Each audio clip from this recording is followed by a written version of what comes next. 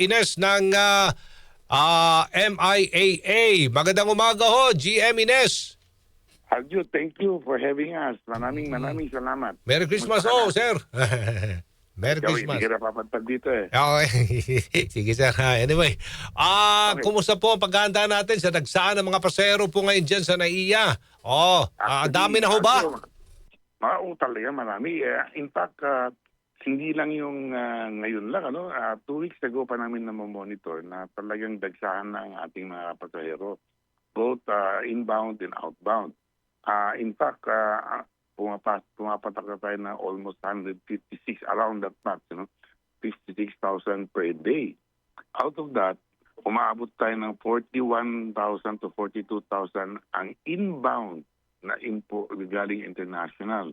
Tapos yung mabigat doon, malaki din yung umaalis from Manila going to the domestic airport. So nagpapantay yung number ng inbound na international doon sa outbound naman ng Manila going to domestic. So sa madalit sabi, inassume lang namin na ito na yung mga balikbayan natin. So marami rin yun. Tapos yung pag-alis naman papuntang international, umaabot lang ng mga 38,000 average per day. At similarly, yung umaalis naman yung dumarating naman na galing probinsya, mga ganun din. So total mo, mga average tayo ng mga 156,800 to about almost 160,000. Okay. Per day. Okay. Wala na ho ba tayong mga mahabang pila ho dyan sa immigration, sa arrival and departure?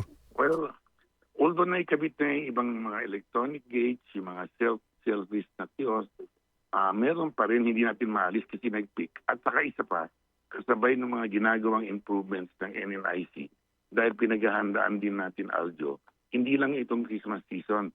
In a few weeks from now, tayo na ang host ng ASEAN 2026. Kaya may ginagawa, kaya yun nakakabagal din yun.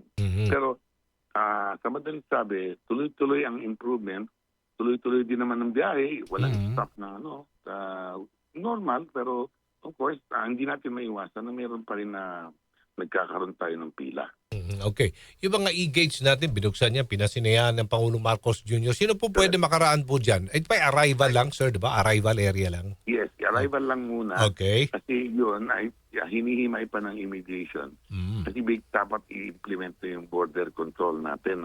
Okay. So ang pinapayagan lang muna sa ngayon, maybe for the next 2 weeks, will be only Filipino passport holders ang dadaan sa arrival e-gate. So yung mga bisita natin, mga banyaga, pipila? Pero manual. Manual? Pero marami na nakadeploy na manual pa rin. Okay. Manual pa rin. So halimbawa, si Juana may kasamang banyagang asawa. Sa kabila sila, yung asawa. Pwede yun. Ganun? May choices pa naman. May choices pa naman kasi ito ba isa Aldo nakakatawa. Although meron tayo electronic gate, alam mo mga kababayan din natin, gusto pa rin yung ini-stampan yung passport sa arrival. Oo nga, kahit ako sir, opo. Gusto pa rin yun. Anyway, meron pa rin yun, nakatabi. Okay. Nakatabi yung mga immigration natin, nakadeploy sila. So may mga tulong. At saka huwag mag-alala ng ating mga kababayan sapagkat even though medyo technical na konti, may tumutulong naman ng mga taga-airline. Okay. Minsan sir, nandyan ako, may flight, naririnig ko, may mga tinatawag pa rin na mga pasahero, last na natawag, anunsyo na ito at magsasarado na ang gate.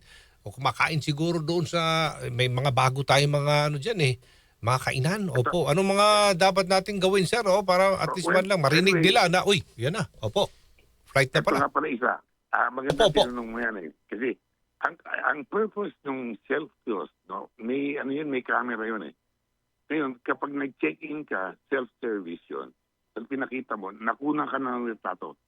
So, hindi ka makakapasok sa immigration kapag hindi ka nakunan ng litrato. Kaya kapag late ka sa flight mo, hindi ka na makakapasok. In other words, konektado yung kiosk dun sa pagpasok mo sa immigration. Yung e-gate, ang tinatawag namin doon, passenger reconciliation system. So nakaretrato ka na. Habang nandito, pag nag-check-in ka na, alam na natin kung sino yung mga nandiyan naka-check-in. kapag na-late ka sa immigration na mga 10 minutes para hindi maantala yung flight mo, hindi magbubukas yung gate, yung passenger reconciliation gate sa immigration. Kaya yun ang...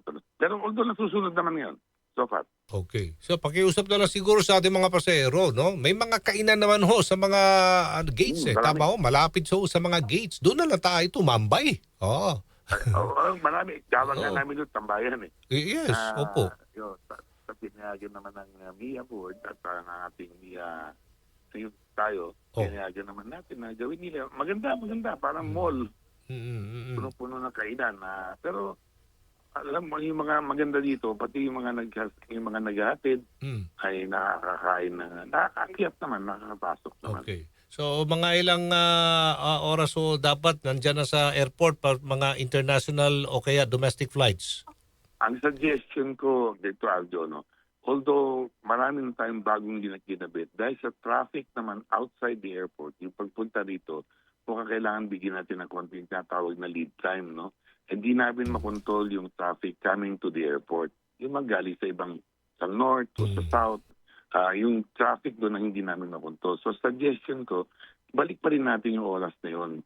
Kasi hindi pa naman lahat tumatakbo. At pangalawa, alam mo, yung unpredictable yung papunta rito eh. Pero yung airport maganda, maluwag. Okay. Maraming salamat po, GM Eric Ines ng MIAA. Good morning again. Thank you. Good morning, Aljo. Salamat ha. Pasal ka rito minsan. Thank you. Yes, sir. Tetext kita, sir, ha? Okay. Merry Christmas po. Opo. Good morning, thanks.